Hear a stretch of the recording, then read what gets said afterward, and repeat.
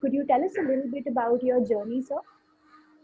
Um, where do you want me to start? Because I'm 60 years old, so the journey starts all over the place. Okay,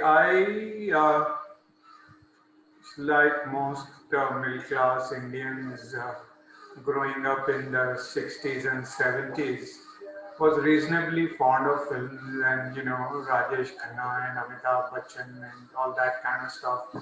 The only thing which happened to my generation as opposed to the older people was the television was there. So I did catch up on a lot of older films on Doordarshan Mm-hmm. because my hometown is Meerut, which is very near to Delhi, and from 1969 onwards, we could receive the Delhi Doordarshan, which was India's first television station. Right. And as a consequence, I did manage to catch up a lot of older films, which were on black and white television on the small Wow. set we had in the house.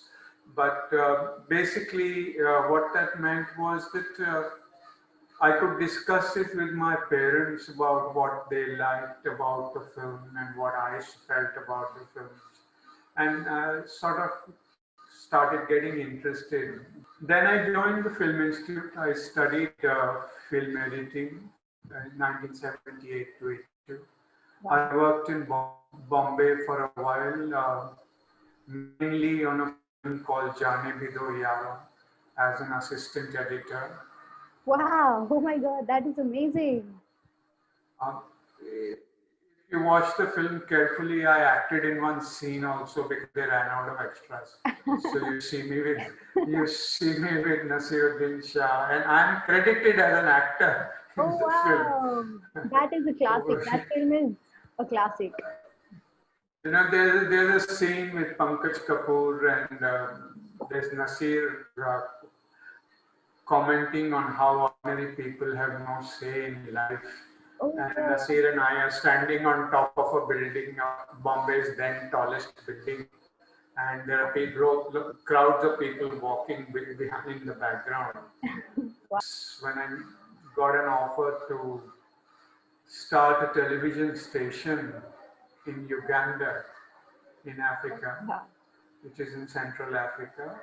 Um, Normally, I would not have gone, but I happened to be married to a Gujarati from East Africa, so she was very inclined. It was her home country, so they'd been kicked out as refugees, so she wanted to go back. So, and since both of us were getting a job, my wife is also from FTII. We sort of married there. I entered FTII as a 18-year-old, 19-year-old kid straight after graduation and emerged out as a married man. Oh. Okay, so all my life is linked to FTII. Anyway, about long and short, I worked in Africa with this television station for 5 years, 4 years, till 2000.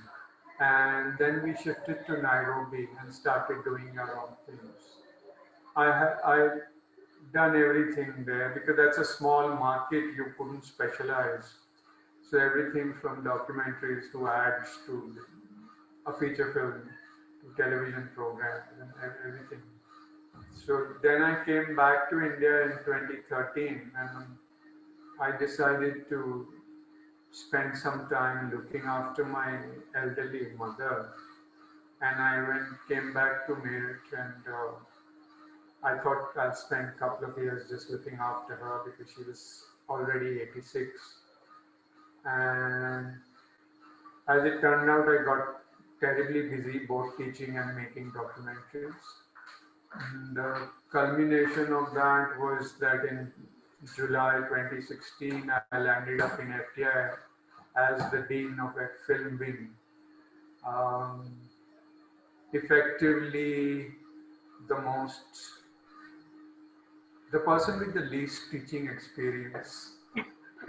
And here I was and as the dean uh, and this was in a situation where there had been the longest strike in their history and students weren't going to class and everything was kind of in a, let's put it mildly, a mess.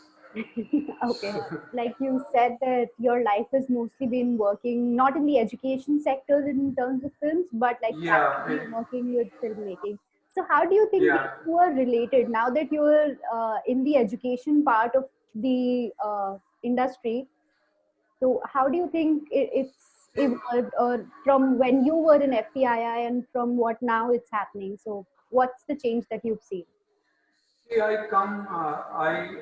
even though technically we work in the educational sector, practically I work in a very, very, very narrow niche of the education sector, which is teaching filmmaking. Hmm. I'm not in film studies. I'm a specialist filmmaking teacher. That's what I do even today. I mean, I left FTI last year. I'm the head of another film school in Pune, MIT. Hmm. And but essentially, I do the same thing. This is a school which trains people in filmmaking. Right. So I'm a specialist. I'm in the education sector and yet not in the education sector. You can't do a PhD in making films, right? You Right. can do a PhD in film studies. You can study the films of Guru Dutt or Satyajit Ray or Raj Kapoor or whoever, Mishti or whoever you want. But that doesn't teach you anything about filmmaking. So the filmmaking part is sort of slightly different. They will teach you how to use cameras and editing machines and how to structure things and Right. how to write scripts and what do you do with sound. I'm a specialist in that. That's what I do. But where my filmmaking experience is completely relevant, every bit of it is completely relevant because I'm basically just sharing my experience with kids. So, I think what I've understood from this conversation is that creativity has to have a very educational and a very informed base, a very strong foundation. So, do you think things like appreciation of art and film should be taught in schools and like in secondary education? Bits of it are taught already in the IGCSE, the ISC, the HSC boards, and in the IB courses. In IB, in fact, you can do a full course in filmmaking at class 12 and give an exam in it. I mean, in the campus where I work, we have an IB school, and we do. I do take lectures there with the kids. There are 4 kids who are opting to study filmmaking, Wow. and they're class 12 kids. They're younger than my undergraduate students, but they have the option. So filmmaking already exists. Probably what needs to be done in India. See, one of the issues in India which we deal with is that unlike most countries in the world, we're a multicultural country, and extremely multicultural, and we have our classical arts which operate on a national level. We have our regional folk arts which operate only in those particular regions. I mean, there are arts, even though technically I come from UP and me and the Haryanvis speak the same language, I don't understand a word of what they say when they start singing their songs. We are the only country in the world which has Bharatnatyam, Odissi, Kathak, and Manipuri, which are directly based on the Natya Shastra, and have been around for goddamn 4,000-5,000 years yet. Right. So what are we talking about? We're the only country which has 2 distinctly different forms of classical music, the Carnatic and the Hindustani, and they're completely different from each other. No other country has that, so no one else knows how to cope with diversity as much as we do. Right. I walk when you teach in an institution like FTI, there is literally nothing in common. Just like very much like we North Indians think everybody south of Maharashtra is a Madrasi, the South Indian thought everybody north of the Maharashtra was a Sadardi. And he said, how come you are not a Sadardi? You're not wearing a turban. I said, why the hell should I wear a turban? I'm not a Sikh. He said, but I thought everybody is a Sadardi. I thought everybody is Madrasi, yeah? Because that is how, that is where you learn in national institutions, where you learn of the diversity, richness of our own traditions and our own country. Okay, so following up on the question that we were just talking about diversity in the country and how it's changed over time, how do you think that affects the social scene in India, especially when it comes to filmmaking? How has diversity impacted filmmaking? It's changed. See, cinema in India has always been extremely diverse. Let me give you a few examples. Right. In Tamil Nadu, one of the most successful camera persons who shot MGR's early films and a lot of great films in the 50s and 40s, Mm-hmm. down till the 70s, was an American. He never changed his passport to Indian.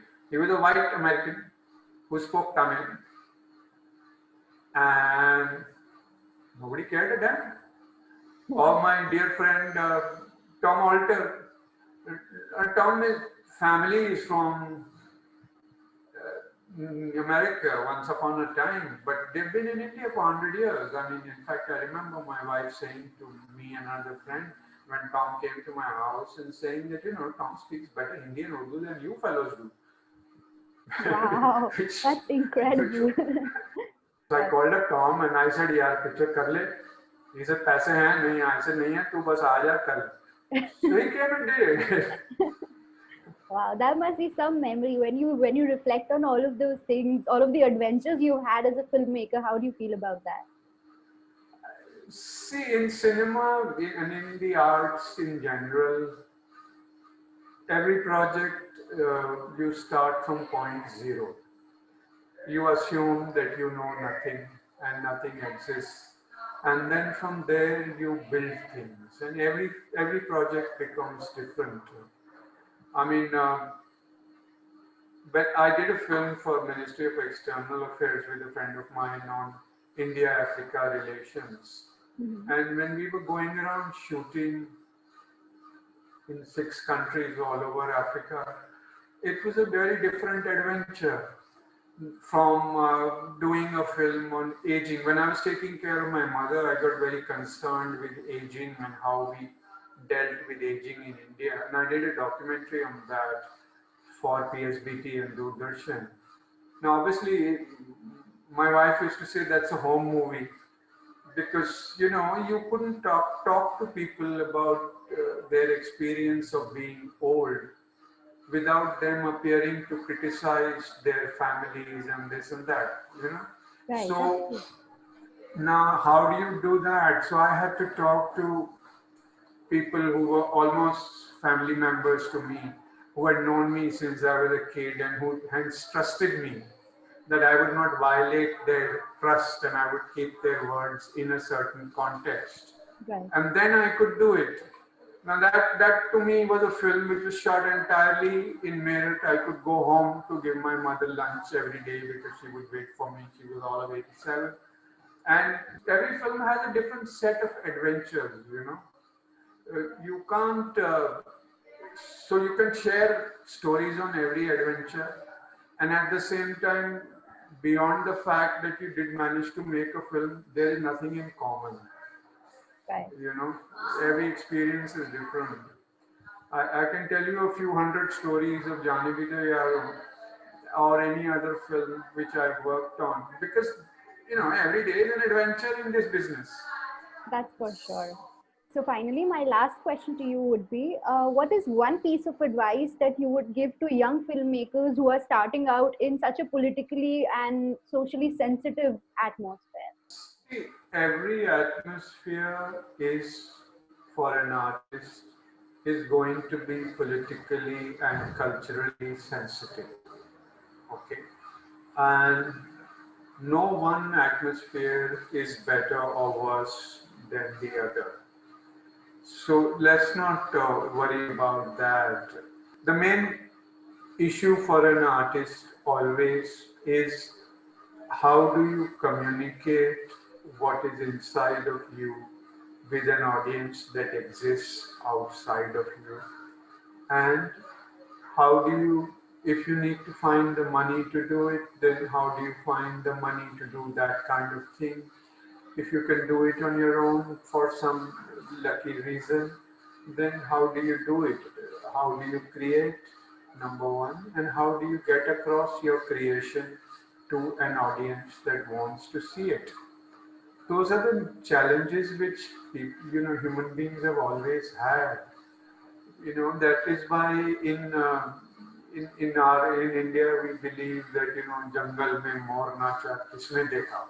Now why do you say that? Because if you were a dancer earning a living dancing in the forest didn't mean a damn thing. Nobody paid you, so beyond a point you starved. So that's something that every artist has to negotiate and has had to do right through history. It's not something unique to us. So place your problems in the context of India's 10,000-year-old cultural history, and you'll be able to understand your situation a little better. So, and keep a perspective. Don't think that problems will disappear just because this or that person might come into power or might lose power. The things don't change that much. They remain the same. You still have to negotiate your way. So just get used to it and move on and create. Nobody's stopping you from doing that.